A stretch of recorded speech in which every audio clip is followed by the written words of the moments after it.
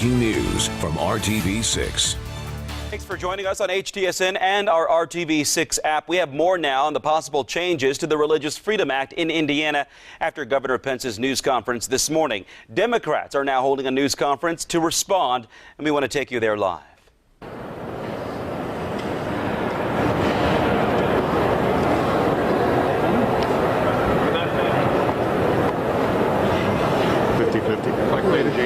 Okay. Folks, thanks for coming. We're going to be talking to Indiana House Democratic Leader Scott Piloth from Michigan City, Indiana Senate Democratic Leader Tim Lannon from Anderson. They'll both make brief statements and we'll take your questions. Leader Piloth, Good afternoon, everybody. I've been monitoring the governor's remarks quite closely, and I've been listening to see if there are any signs of realization of the mistakes that have been made. And I'm saddened to report that I'm not seeing those signs. I see some indication that there's an awareness that he's in a very difficult political situation and that the legislative leaders are in that same boat. And I also see a realization that he may be at a low ebb in his governorship, but I don't see any indication that there's a willingness to admit that a true mistake has been made. Yesterday, I made a reference to the stages of grief. And it seemed like the stage of grief yesterday was denial. Today, I would submit that the stage of grief seems like it's bargaining, which is number 2. And we need to get through to acceptance for the good of the state as quickly as possible. Now, when we get through to the acceptance stage, there is a remedy. And the remedy has to be clear, decisive, and understandable. The most clear, decisive, and understandable thing we can do is to repeal the statute and repeal it promptly. Once that is done, we have a foundation and a beginning to repair the state's image. Repairing the state's image will entail putting new provisions into the law that will make clear that everyone in Indiana is treated fairly and equally, and make it clear to the rest of the nation that when they come here to visit or to do business, they will receive that same treatment. Now, that may be a tough remedy for the governor and the legislative leaders to accept, but they must accept it. And they have a choice to make. And I'm going to name a few names, and I don't ordinarily do that, but we know who the anti-equality advocates are in this state house. It's folks like Eric Miller and Kurt Smith and Micah Clark and others. The governor cannot satisfy them while also satisfying the demands of the vast majority of the state and the expectations of the rest of the nation. Those two things are irreconcilable. So he's going to have to make that choice. He want to maintain the supporters, by the way, that he already had in social conservative circles, or does he want to begin to repair the damage that has been done? And he still has an opportunity to do that. He still has that chance. And he hasn't gotten there yet, but if he has to have more press conferences in order to inch himself along the way, then for the good of Indiana, I guess perhaps that's what it's going to take. Leader Lannon? Thank you, Leader Piloth. I, too, have been following the comments of the governor and also the other legislative leaders about this matter. And I, of course, as we all did, just heard the governor's comments and his answers in the press conference that he had. And I have to say that in one word, my reaction is disappointing because Leader Piloth, you've talked about, you've given us some of the psychology involved here, and I've always heard that one of the things you have to do when you have a problem, a real problem, is to acknowledge it, is to face it. And we're still hearing all of these excuses being put out by the governor that this is a misunderstanding on the part of the press and the opponents to the bill. But you know what? Look at the corporations, the multinational corporations which have looked at this bill, whether it's Apple, whether it's our own Eli Lilly, Cummins, the NCAA, the various other growing list, unfortunately, of corporations, CEOs from corporations that have looked at this bill. And they clearly see something in this bill which is very, very toxic and very, very wrong. They do think that, unfortunately, this bill sends a terrible message about what's going on in the state of Indiana.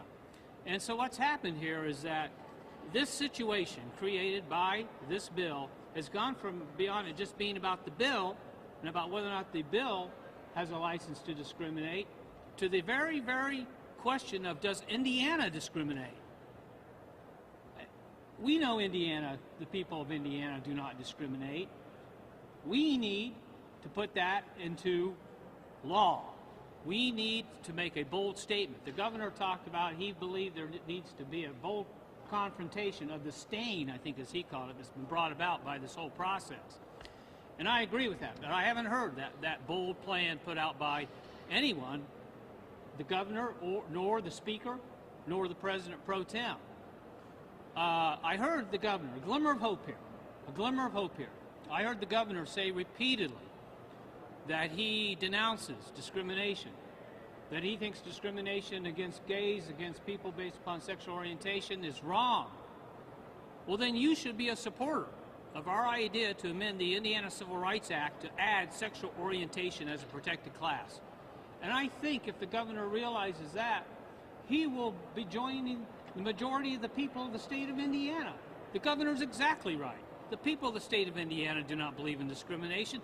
If there's one thing good that's come about this all happening in the last week, is how wonderful the people of the state of Indiana are when they rise up and say, if there's one thing Hoosiers do not accept, it's discrimination. So now, we have an opportunity as policymakers. I would say the governor and the rest of us as legislators have a duty as policymakers for the state of Indiana to put that in writing, to make it illegal in the state of Indiana to discriminate against anyone, to discriminate against any person on the basis of sexual orientation.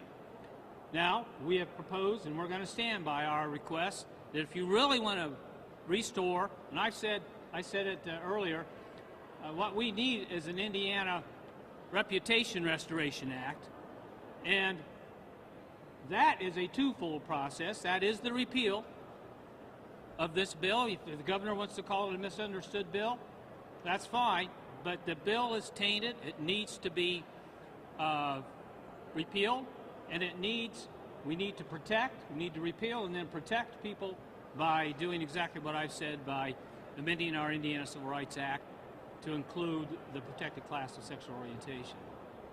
And I hope that we'll see that type of language forthcoming. People are watching us. I saw a comment in the paper today by a CEO who's concerned about whether their business is going to continue to do business in the state of Indiana. They're looking for what the solution is going to be. And I think that person, the term they said is they're not looking for a Band-Aid. They're not looking for a Band-Aid, and neither are we. We want a real solution to this. We want bold action, and that's what people are waiting for to see in the state of Indiana. And we'll open it up now for questions. Scott, the leader today, the governor said this, Speaker Bosma, Senate President Pro Tem David Long have both said that a human rights ordinance or adding LGBT to the state civil rights law probably not, at the very least, not going to happen this session. Can you live with just simple language right now, based on the political reality of the universe we live in, that exempts local HROs?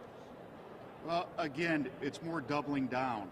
And until they stop doubling down, they're going to have a hard time convincing people that they are the right spokespeople and the right mechanics to fix this problem. Because right now, if they're going to take a Band-Aid approach, there's not a lot of confidence that they're going to get it right. The only practical solution is to repeal the whole thing.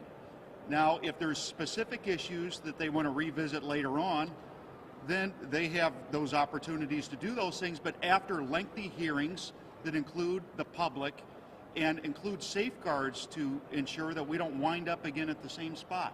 Because it seems that left to their own devices, they keep spinning back to the same position. We say, well, it's not what it means, it's not what we meant, it's not what Eric Miller said it was, and saying that over and over and over is not fixing a thing. And just in some sort of patch to be put on it isn't going to satisfy the people who are watching. And I want to address your question, Abdul. It's a valid question. Certainly, we applaud communities that have adopted their own civil rights ordinances. But let me ask you this. How bold of a statement is to say that, well, you know what, in Indiana, here's the way we do it. It's okay to discriminate in this part of the state. You can't discriminate in Indianapolis or Bloomington, South Bend, and other parts. But watch out, you might go into the next county and there discrimination exists. We hear that all the time as to why we need a state law. And you know what? In this case, they're exactly right. And how bold of a statement of that is that? If the state of Indiana does not believe in discrimination, then let's put it into the law and let's make it statewide.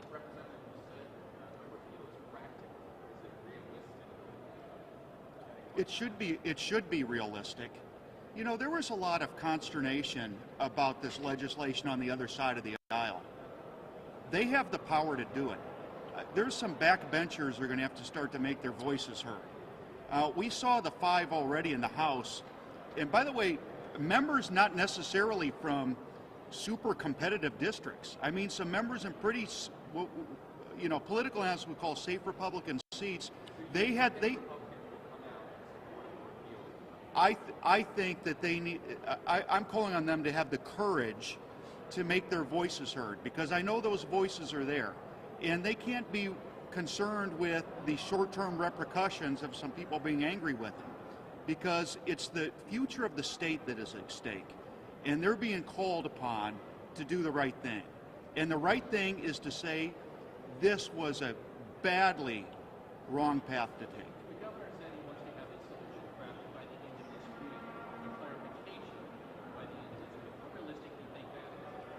Well, I don't think it is realistic. Here we are on Tuesday.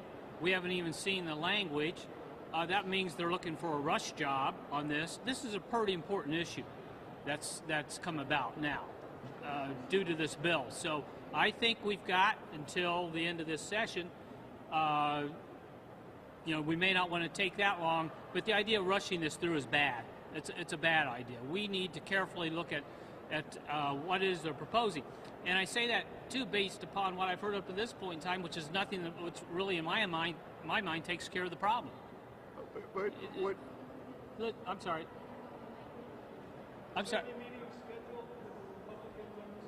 You know, I have to say I'm disappointed. This has not been a bipartisan approach. I've not heard from Senator Long on this matter. I hope that I'll hear from him very soon on this. But to answer your question, we've put out our ideas. We haven't heard any response to those. That's disappointing, because we think what we're proposing is in accord with what we're hearing people throughout the state of Indiana and indeed throughout the nation saying, which that this is a bad idea. It needs to be repealed, because that's the best fix for it.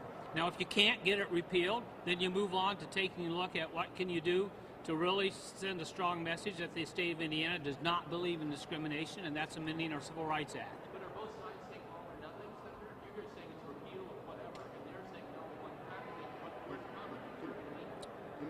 Look, Kevin, we have to be very clear about what we believe will fix the problem. And by the way, we talk about rush jobs. I want to amend my assertion on that a little bit. A rush job to repeal the law is certainly acceptable. Oh, sure. And we could do that today. Both chambers could pass that today under suspension of the rules and send it down to the governor for his signature. And if he doesn't want to sign it, we could override it tomorrow. So this has gone beyond whatever day-to-day political gamesmanship we may have here inside of this building. We have a national and international problem that requires a bold response in reaction to a major mistake that's been made. And to say anything less than a repeal is going to fix it isn't correct. But even some of the gay and lesbian groups say that if you added language into this bill that said that it tracked more closely with federal, states, and local non-discrimination clauses, that it couldn't abridge those existing rules on the federal, state, and local level, that would be an acceptable fix. It would not, and let me tell you why. It still does not make it clear that in the state of Indiana you cannot discriminate against a person on the basis of sexual orientation.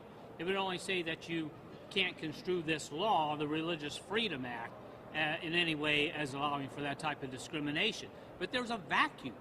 What's happened here is in this last week we've discovered that in Indiana, not only is there a problem with acts and bills like this, the RFRA, but there's a vacuum that exists in the state of Indiana, which doesn't exist in other states where they have actually put protection for sexual orientation into their Civil Rights Act. Because by doing that, then you protect those people against discrimination on the basis of housing, employment, public accommodations, and services.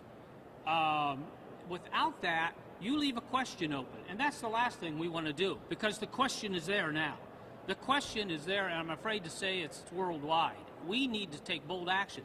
Now, would it be a compromise in my mind if we say, okay, you won't repeal this law, maybe you'll add some language to clarify it, and you'll also add, because legal scholars are telling me the only real way you send a message and you make sure that the legal protection is there for, if you have a RFRA, is to add into your Civil Rights Act the protection for gays based upon sexual orientation.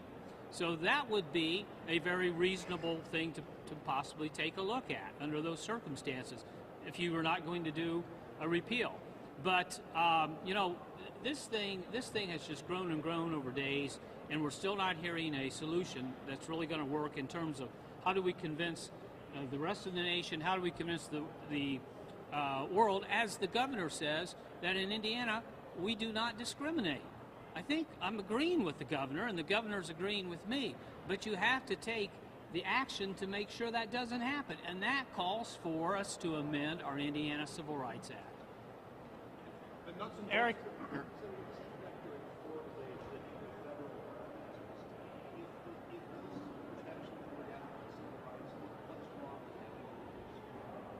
Well, I don't know. We'd have to take a look. You got to remember, people keep saying this is the same act as the federal act and the acts in other states, but it's not. For a couple of reasons. The definition of person is so broad as contained within this act. The act contains this language that says it can be used as a claim or a defense. It also has provisions. It has no definition of what a religion is or what a religion practice is. So the legal scholars that I've conferred with look at this and say, you know, they're not clear exactly as to what it would allow a person to do. It certainly would allow for litigation between individuals. So, and in many of the other states who have RFRA, they have amended their, Illinois, for example, did amend its Civil Rights Act to make it clear that under RFRA, you don't get to discriminate because we have our own bedrock statute here protecting people's civil rights called the Illinois Civil Rights Act, and it includes sexual orientation as a category upon which discrimination may not be based. And it covers the whole waterfront thing. I don't pretend to understand the vagaries of the way you guys operate here, but is it possible to You think we do? I would know better than I. Is it possible to suspend the rules without Democratic support here, or how could that process be streamlined to happen this week? Could they do that? I suppose they could, and my gosh, what message does that send to everybody? Their way or the highway. They won't listen to anyone. They don't want bipartisan participation in this thing.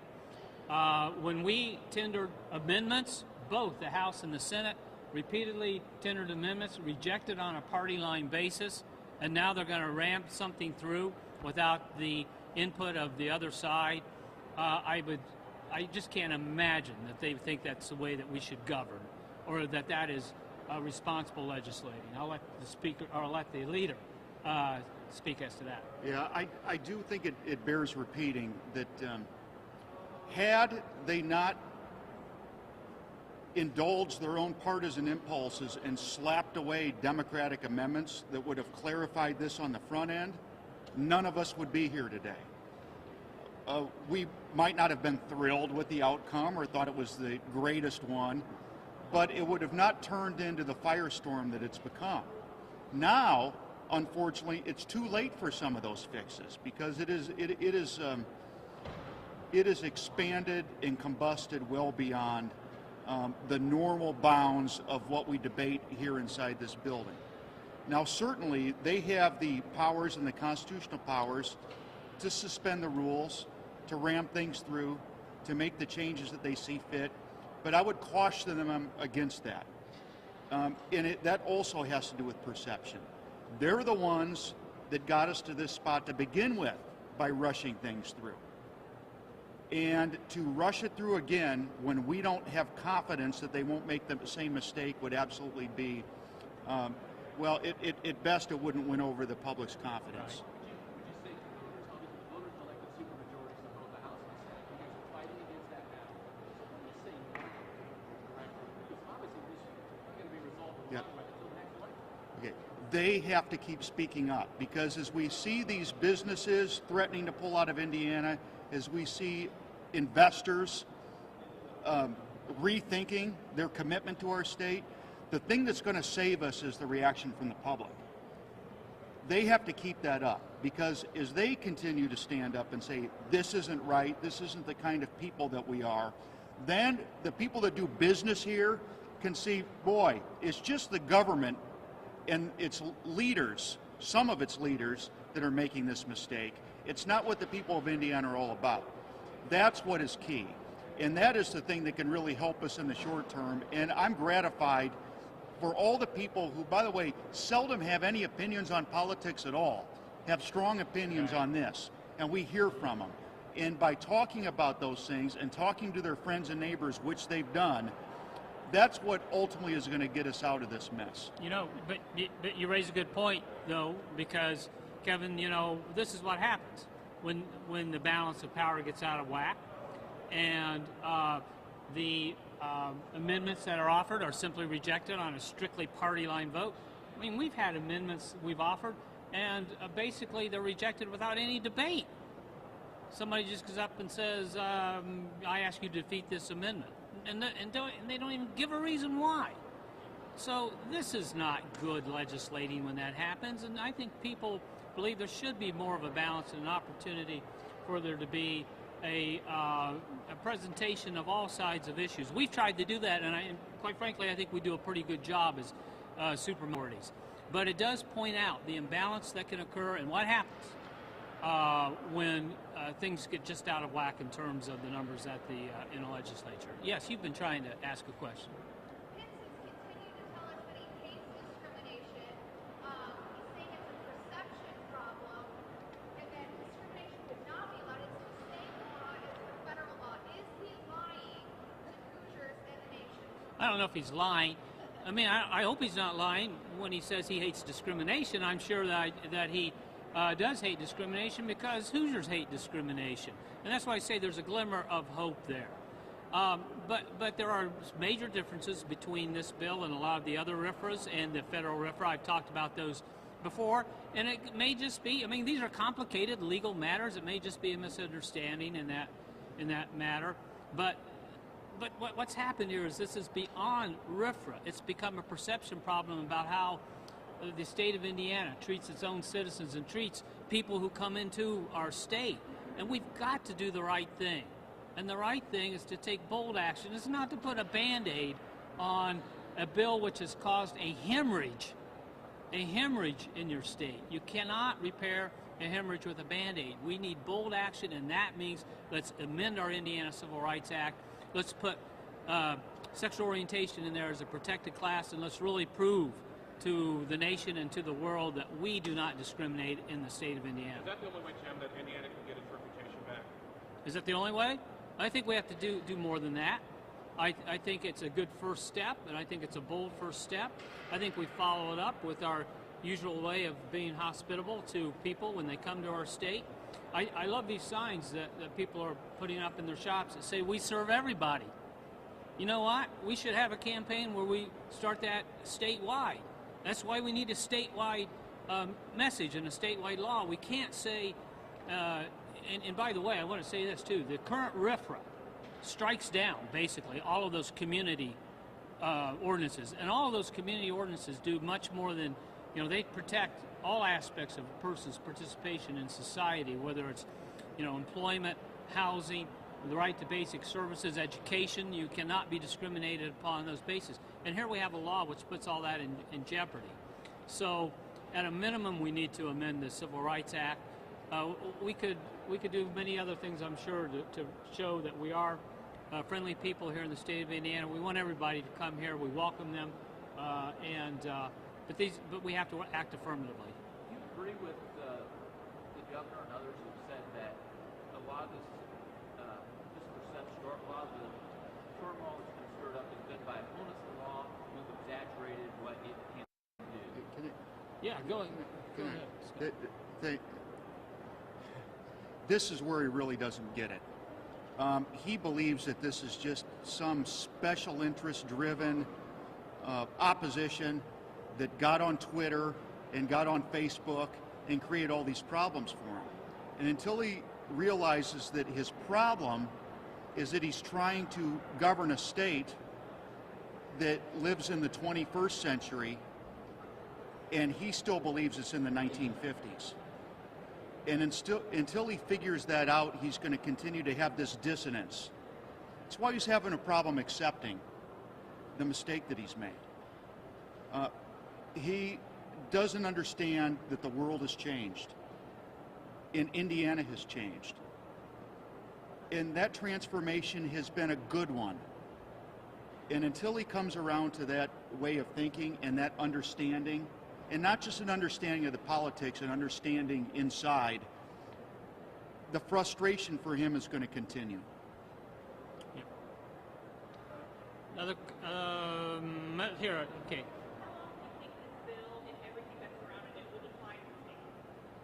Well, I think that's a great question. How long will it define the state? It depends on what we do.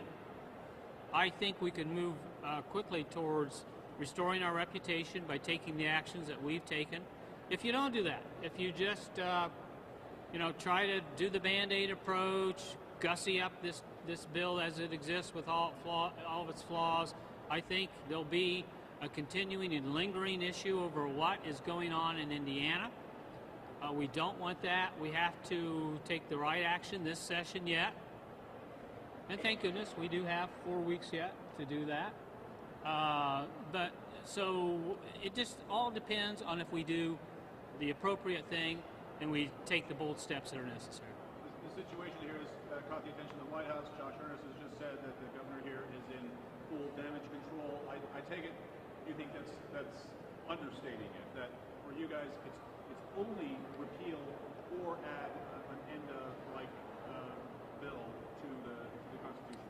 Yeah, the damage control is the damage to the state of Indiana, as far as I'm concerned. And what we have to do is to assess this in terms of how do we send a message which resonates, which is credible, and which truly does protect the rights of all citizens in the state, whether you're a citizen here or you're coming to this state. And so, yes, absolutely, we think what we propose is the solution. You absolutely have to amend that Civil Rights Act. But I think if we do these things, we're well on the road to restoring our reputation. So one bipartisan comment here.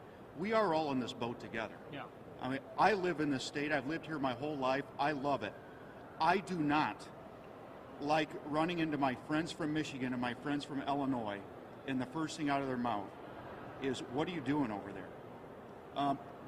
That reflects on me, because I'm very proud of Indiana, and I've been always one who's tried to present our state as forward-thinking, as not old-fashioned, as part of the 21st century, and to have to explain that away, that affects me as an individual and as a Hoosier.